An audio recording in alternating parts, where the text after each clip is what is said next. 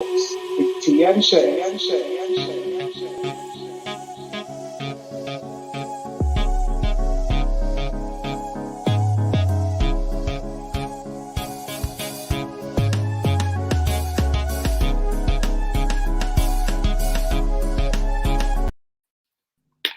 Hey, Hi, hey, Tim. how you guys doing? Oh, hello, everyone.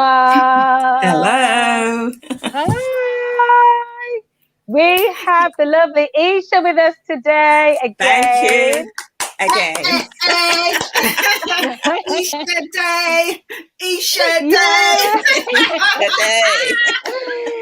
So welcome everyone to Limitless Talks with Tea and Shez.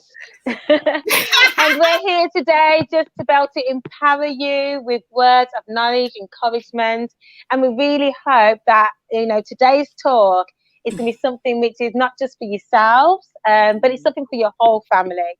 So I'm really excited to have Isha here.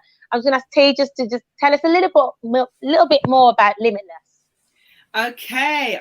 So we are limitless, as you guys know. We are very, very limitless. Oh yeah. We go beyond the scope of just being an organization. We are an organization that literally are here to empower and enable women and men. Yeah, we do go to the men, but we're actually dealing with with the women at the moment to enable them to find who they are, understand their potential, literally, and embrace who they are as well. Because a lot of times we find that life around us allows us or pulls at us to lose our identity. And so because we fall into traps of feeling that we have to be identified with something else, we then lose who we are. But Limitless is here to get you to re-embrace who you are, find yourself, and start doing the things that you are called to do. And also we focus on not just the needs of young women, but also the needs of young girls as well. You know what I mean? Young girls are going through puberty, different sort of things that are going on in their lives. And we focus on, so our spectrum is not a small spectrum. We're in a particular part of that spectrum at the moment. We're dealing with a particular part of that that area at the moment. But our goal is that people begin to realize that they have a limitless mindset, and if they think out of their limits, they will impact those people that are around them. So it's not just about us impacting people, it's also about you finding who you are and being empowered to impact everybody else, because everybody has a niche. And so that's what Limitless is about. But we do have a lovely guest here again. She's she's a woman that I love dearly. If you guys know me, when I just love, and it's just who I am. I can't actually be anything other than myself, really. And so as you know, Isha came on before our conference. She came on before our conference, and she spoke to us about a book of poems which she read in our conference, and we really love that. And then now she's coming on to speak to us about another venture that she has, and we are pleased to have her here. She's 30 years young, so guys, just let's embrace who she is. I thought I'd drop that in. Over to you, Shez. So we're here. So normally we'll have an icebreaker question, and you'd have to describe yourself in 3 words. But being as you've been on before, we're all gonna ask. I'm gonna ask one question, which we all will have the opportunity to answer. So, Isha, because you're our guest, you can go first. So, what is your most embarrassing moment, or what was your most embarrassing? She's laughing already. We haven't even heard it. My most embarrassing moment was when I was going to college, and I went to Bourneville College, which is a few miles away from where I live in Great Barr. And us Black women, I don't know if any other culture do that, but Caribbean women, We go to bed at night and we put the stocking on our head. Okay. Oh, Lord. So I got up, got dressed, put on my makeup, everything. You know where this is going. Travelled on the bus, 2 buses to get to college, all the way there on the bus. Got there, went into the bathroom, looked in the mirror, and the stocking was still on my head. No, but none of my friends told me. Nobody told me. They're not friends. They're not friends. I would have told you as soon as I seen you. That's what I'm saying. You're like, you know, you're stocking on. They must have thought it was a style. It was no style, and it was one of those. It was one of those brown, light brown stockings, you know. It was a black stocking with a knot at the top. Oh Lord! So it's the tights. It's the tights. Guys, you're gonna have to excuse me because my phone's ringing. I'm so sorry. I had a feeling my phone was gonna ring today, and I was like, I'm gonna plug out the phone. I should have followed my mind. Just give me one moment. T, you go ahead. You share your story then. Oh my God. Okay. That is so funny. I'm totally cracking up because of that. Because honestly, but they weren't your friends. They weren't your good friends. Some of them are probably friends now. But why would you let her walk down the road like that? Come on, guys. But for me, my most embarrassing moment was I actually went to a conference, probably, it was about 5-6 years ago. And I got up to go. I mean, it was embarrassing. It wasn't nice, but it was embarrassing. And I got up to, and Ish, if you know me, I've got my really high heels, like 5 inches, you know, them times when I had my 5 inches. And I was like walking out the place and I slipped and just went, oh no, God! That's like shame. Hey, that was shame. I mean, you can imagine. She's missed it. She's missed it. Do I have to tell you again? Do you know something? You're gonna have to tell me later because we're gonna end up cutting into the time. I'm so sorry, I missed it though. You know something? It forces me to make sure I am watching the playback.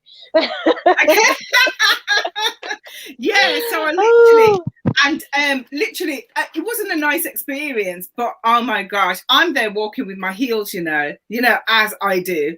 Do you know, it was very embarrassing though. It was very, very, very embarrassing. I'm just laughing just with the thought of it. Yes, you said heels, and I'm thinking, heels. Okay. I'm going to guess heels broke. No.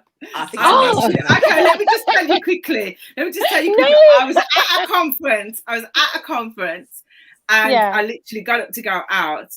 I even think I had my collar on at that time. I got up to go out and I literally was walking out and I had, me, that's even worse. 5-inch heels. I had my 5-inch heels on and I literally glided at the back. Literally slipped and glided. I don't know what they had on the floor, but I slipped and glided. I have had so many stories like that. It is absolutely ridiculous.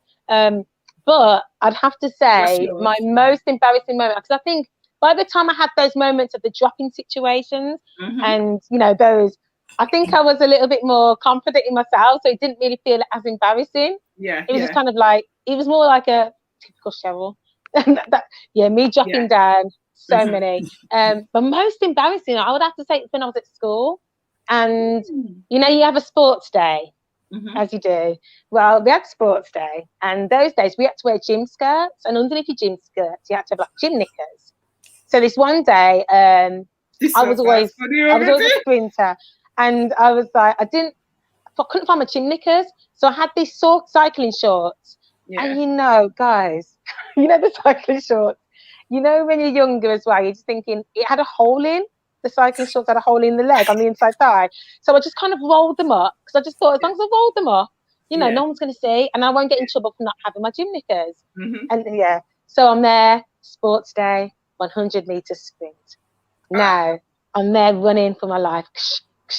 Coming, I could see I'm first and I could feel something loosening. So my skirt is getting looser, my gym skirt's getting looser and looser, and I'm there running, and then my gym skirt goes flying off behind me, and I'm running, and then I remember hearing someone go, "Run, Cheryl, run!" So I carried on running, and I just kept on going. I came first, by the way, so I still came first, and then I had to then do the walk of shame to go and get my gym skirt. And everyone's like, you got your hole in my gym. I was like, it doesn't matter, came first. Seriously. So I had to front it like I was okay. But yeah. So since that, when you have some really like embarrassing moments, it kind of waters down all the other moments afterwards, because you kind of think, actually, it's not so bad. But yeah, it was embarrassing at the time. I think you do grow with regards to embarrassing situations, but when you in your younger days, everything is so dramatic. Do you know what I mean? Please, it does. Please, and I think that kind of leads us on nicely for 𝗚shi. 𝗚shi's kind of talk us through, you know, what you're doing with your books, and you know, this new, I should say, new chapter, but it was already preordained and pre-written. So. You know, just tell us about it, 𝗚shi. What's been going on with you? Okay, so just in case everyone hasn't seen my new workbook.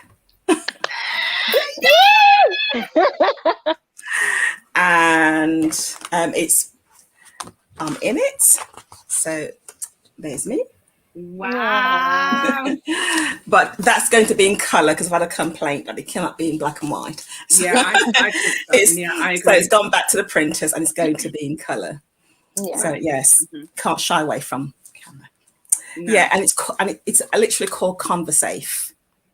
And _𝕋𝑸𝒃, and it's a preventative tool from keeping children safe from helping keep children safe from sexual abuse. And I know recently I spoke to a teacher and she said, well, can't it be just about abuse? And I said, well, no, it has to be that subject, because we can talk about lots of other abuses, but the one thing we do not talk about is sexual abuse, the possibility of sexual abuse. We hide and hope that it won't happen. But we have to realize that perpetrators are opportunists, and they are everywhere. Yeah, they're not just the stranger outside. They're in churches, they're in mosques, they're in synagogues. You know, they're in schools. You know, they're amongst everyone. You just don't know who they are, because they're just there, just look very ordinary. They're not monsters, when the newspaper report someone who's abused a child, they say that a monster. That's not true. Yeah. They look like the person next door. They look like uncle, or they look like granddad, they look like brother, they look like the stranger on the street, they look like the man in the shop, they look like the pastor, they look like the football coach, they look like ordinary people. Yeah. So this is about helping parents, you know, because one of the things we've got to realize is that local authority, social services are inundated. They only have the resource, no fault of their own, to do crisis work. So all the preventative measures have been taken out. I know the government's been talking about it sometime last week or the week before, about the resources, about doing preventative work. They don't have that resource. Social workers are good. They're tired, they're exhausted. So this is about giving some tools to parents to help them to take the taboo off the subject.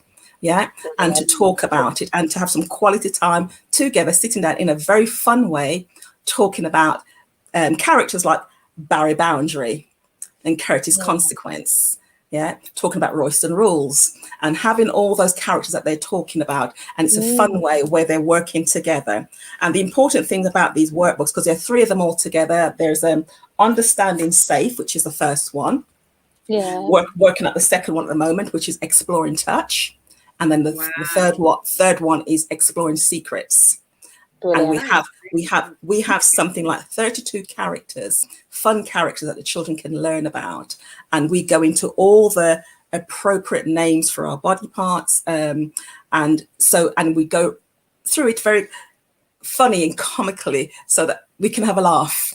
But it's taking the taboo of it's a serious subject, but we can have a giggle because it's funny. And with these books, parents will sit and work with their child. A child cannot, and I've put that in the information, cannot work you know, through this work on their own. It's parent and child working together and understanding together and learning together. And if parents don't know something, it's about going to explore that on the internet together. It doesn't give you anything. It doesn't give you everything.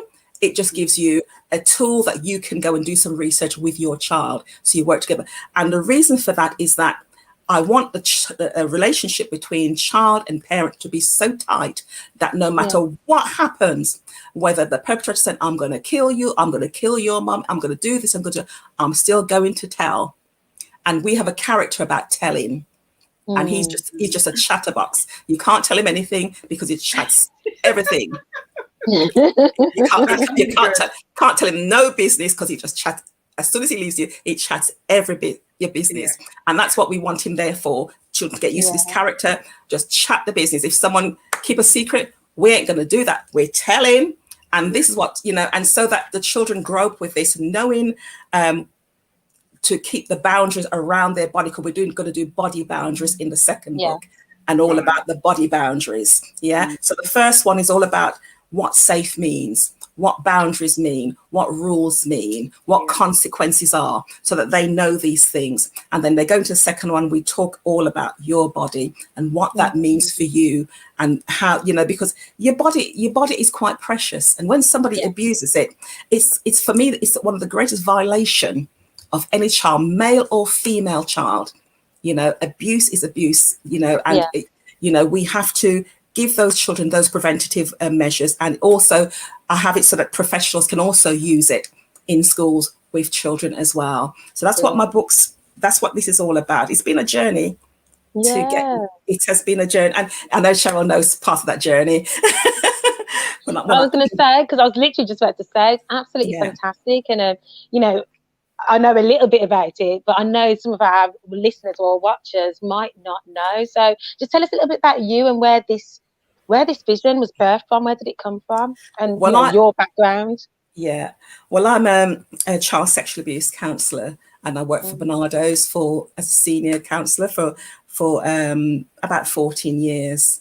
And I used to work with the younger children, because I work right across the board from 4 right up to adults. I got transferable skills, and I do that. What used to happen is that when children are abused and the case would go to court, then the courts will send the children to us, and we'd work with them. And young children didn't understand counselling. Some of the times they didn't want to be there, and they felt under quite duress to be there, you know. And so I developed a preventative keep safe package for Barnardo's, for working with a project called Amazon at the time. It's no longer in existence, but I worked with them at the time. And I developed some tools for them so that we could to sort of prevent them from going back into being abused again. Because some children can be abused multiple times because they don't understand, because they want comfort, and they sometimes go to the wrong people for that, especially if things are not working at home, you know. And so I developed tools to help them to look at themselves, you know, and let them know that whatever happened to them wasn't their fault, and that they could move on. And so all the characters I've developed, which is about 32 characters, are about a child that I've worked with. So when I first started this journey, and when I first started the journey, and I asked an artist I drew the pictures and asked her to perfect the pictures for me. And when she saw the potential of it, her and her husband tried to take the project away from me. And it was a big blow for me. And because they were Christians and I trusted them, red flag, contract, whatever business you're doing, I don't care, it's your sister or brother, contract. And I didn't have that. That was based on trust. So I paid them up front, and then they wrote me this letter to say that, you know, these drawings are basically ours and whatever. Went to see the solicitor. The solicitor can't use those. But God is a good God. Let me tell you, he's a good God. Yeah, because I have a friend, and when I told her, she says, Isha, I will draw those for you. And it was the best thing that she had ever done. It was just amazing. She's a phenomenal artist, you know, and she drew the characters. And I remember on a project that Cheryl was on with the Lloyd's entrepreneur social entrepreneur. Yeah. Yeah, And I School was of there. Social Enterprise. School of Social Enterprise. Social entrepreneurs, yeah. And I was there, and I was speaking to the organizer of that project. And I remember him looking at these characters, and he looked and he says, I can't wait to be in the cinema with my grandchild and saying, I know who started this. And the characters, they just jump out at you. And I'm looking for a deal, for a TV deal for this. I'm honestly looking for a TV deal because I know that these characters can get there, all about safety. You know, so I give God thanks that what the enemy meant for bad, God turned it around for my good. Yeah. And that's part of where that came from.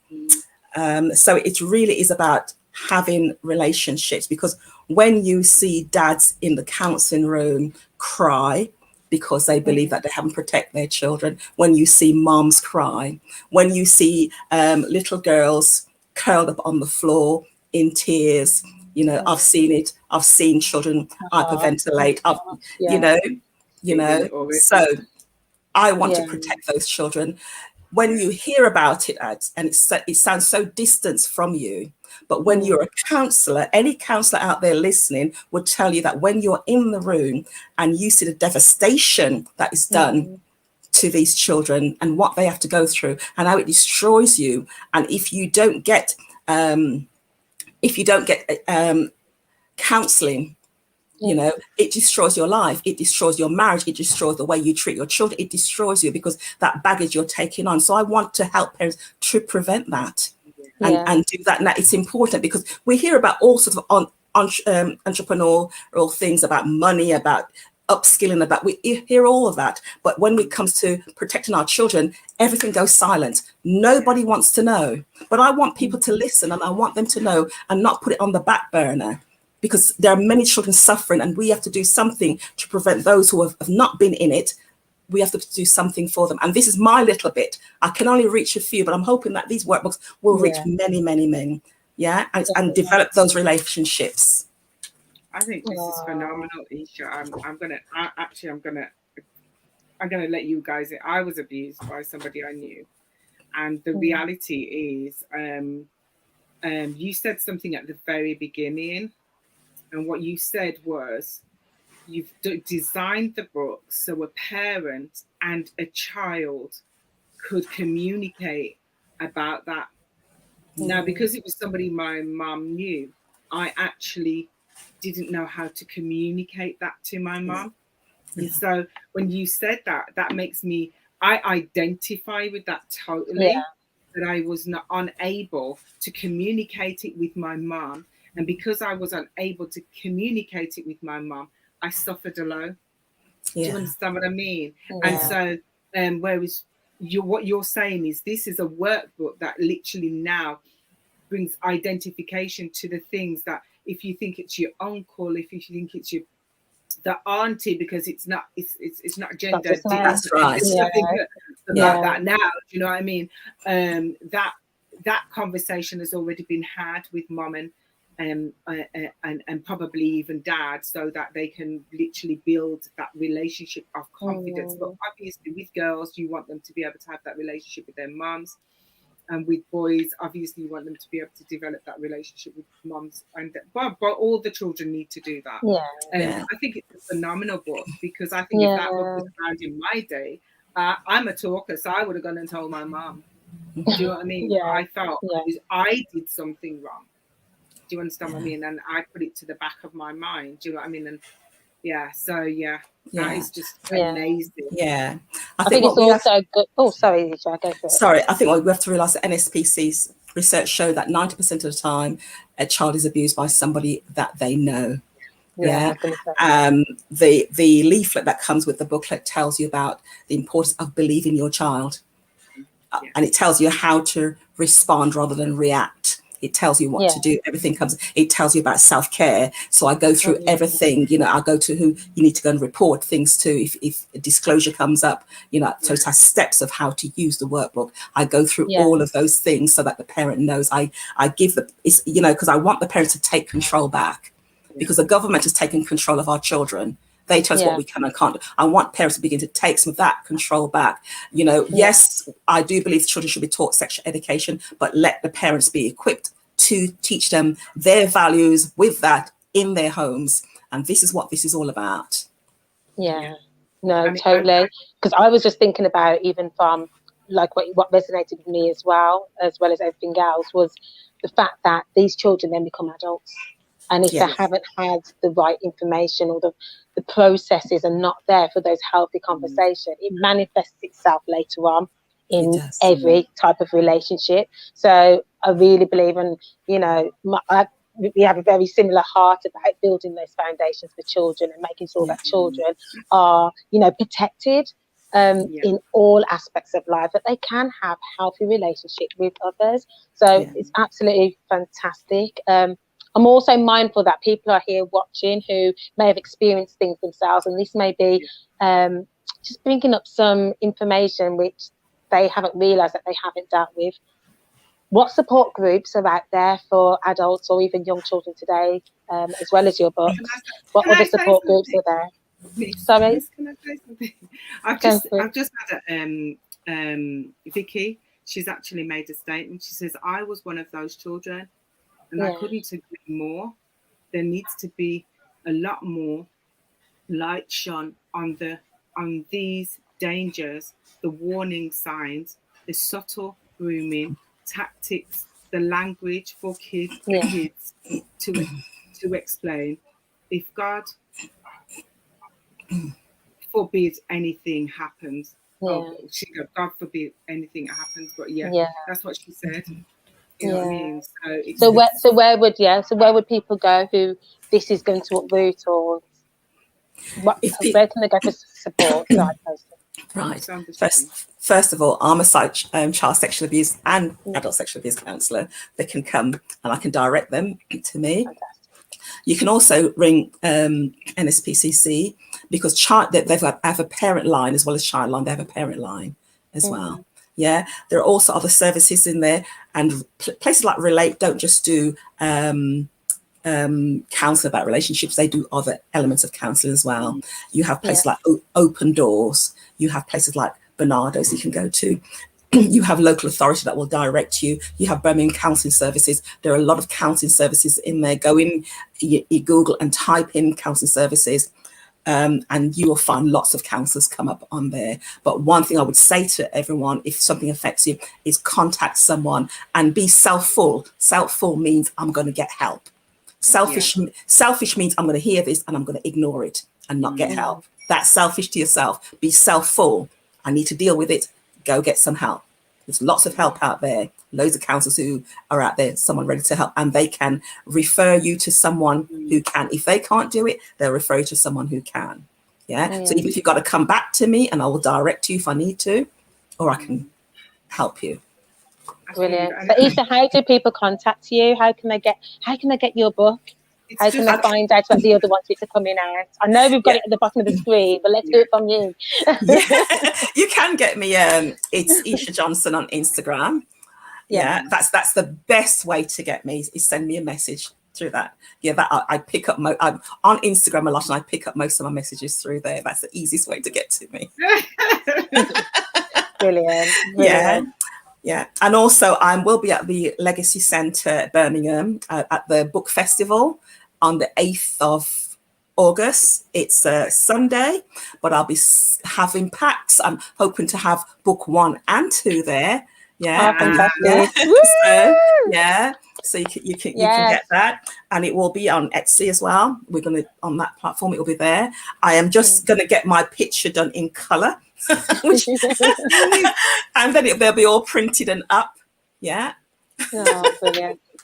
So you know something, it's fantastic. I can see this going into schools, in our churches, on all our homes, and it is literally for every child everywhere, isn't it? All cultures, it just literally transcends through countries, international. So you know, really, really amazing. You know, this is a God-given gift. I know that you've got so much more books in you, and even with your counselling service and everything that you're doing, you know, this has been on your heart. You've gone through a journey, even just hearing about the fact that there were walls to stop you, and you could have stopped. I mean, we talked about that last week, didn't we, T?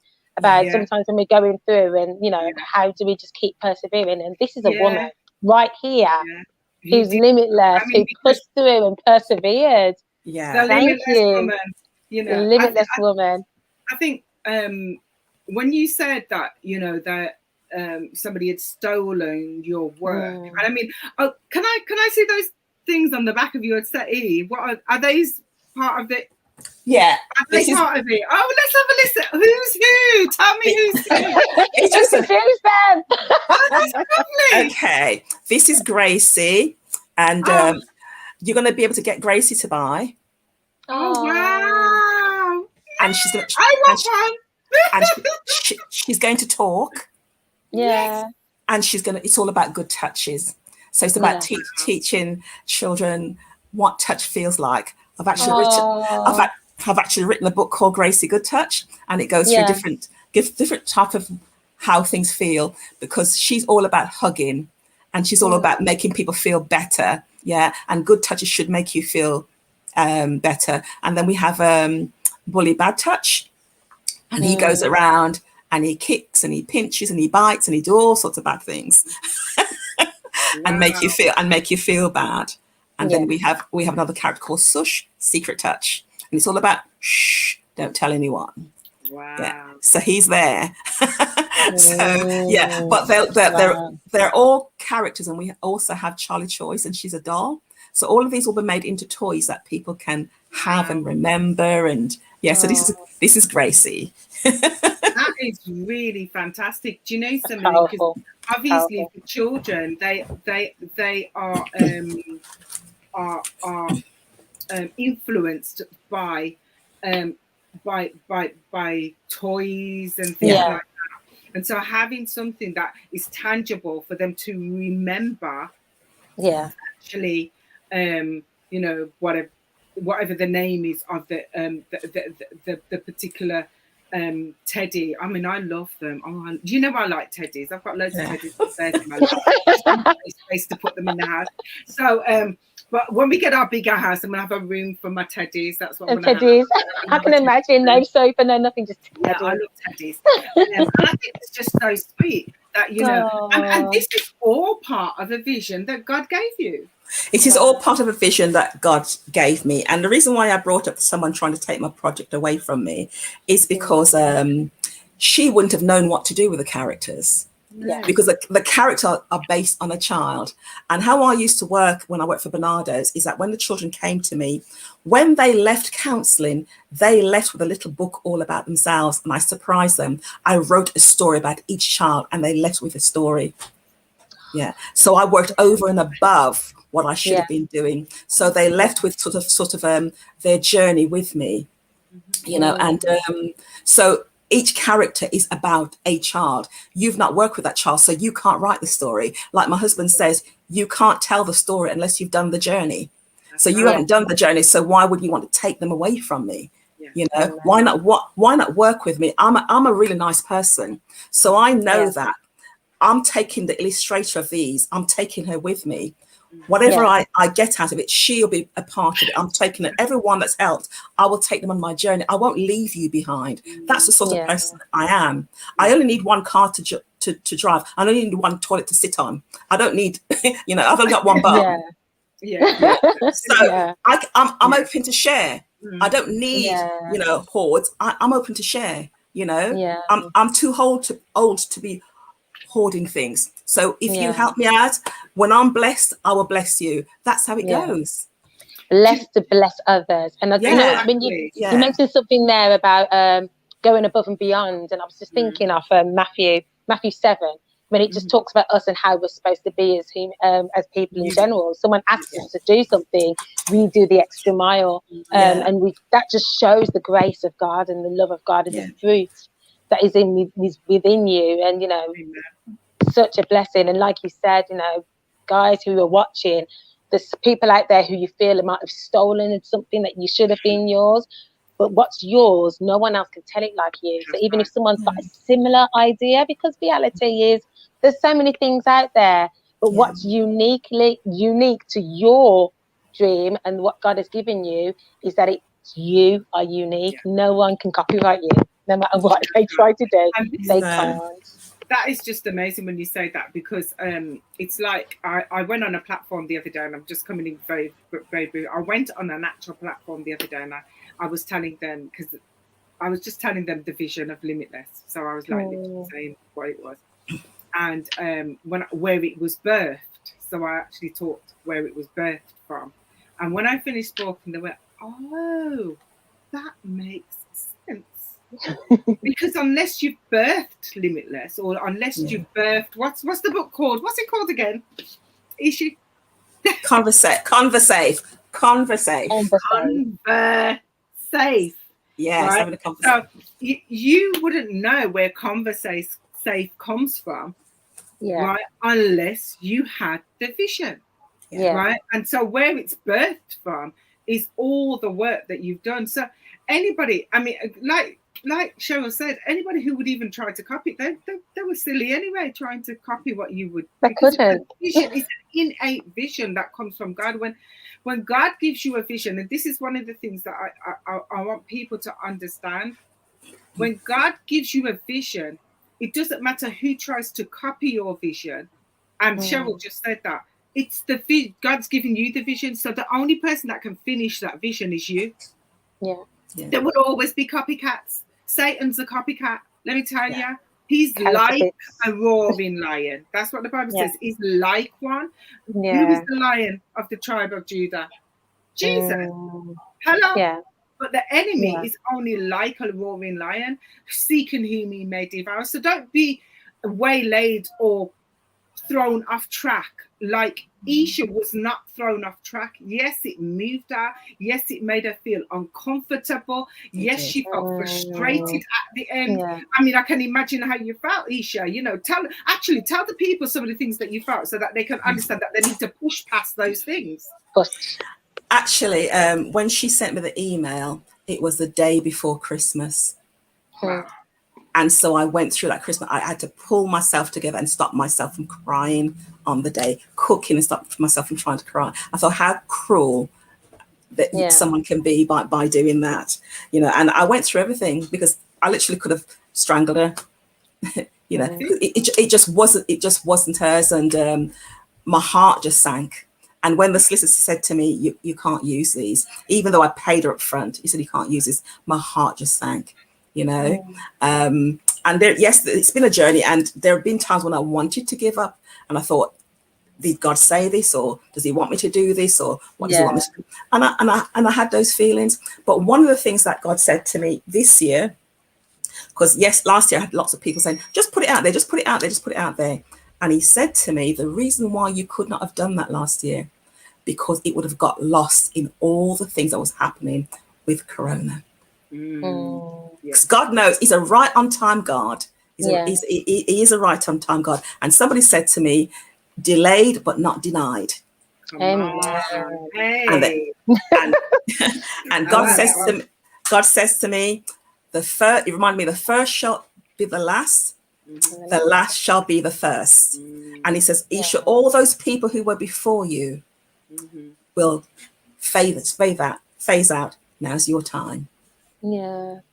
So I'm not going to worry about all the people who are coming, you know. And I was looking at their journey and thinking, oh, myself, when's my turn? The biggest thing I've learned on this is patience, because patience is God's time, and he's right on time. He's never late. Because the response I've got from this is just amazing. I've had head teachers, all sorts of people already contacted me. I've had people contact me. They've got MB this, want an interview there. I've actually got an interview with someone from the BBC coming up. And I had an interview with 𝗦𝗵𝗿𝗏 as well. But the response from people, professional people I would never have known, never thought about. But the response I've got is phenomenal. And that's because this is God's time. This is God's timing. It couldn't have been done in my timing. It wouldn't have been right. It's God's timing.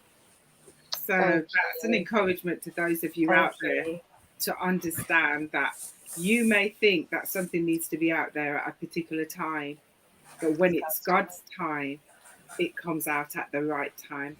And when it comes out at that right time, it's now ready for the people to have. And the people will embrace it. Why?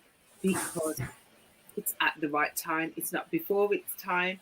it's not after its time, but it's in time and on time.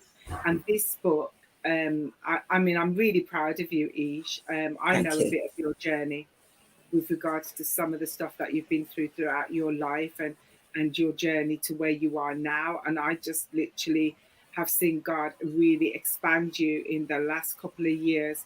And I've seen you literally embrace that, but I've also seen you learn on your journey. And for me, I think that, you know, it's phenomenal what you're doing.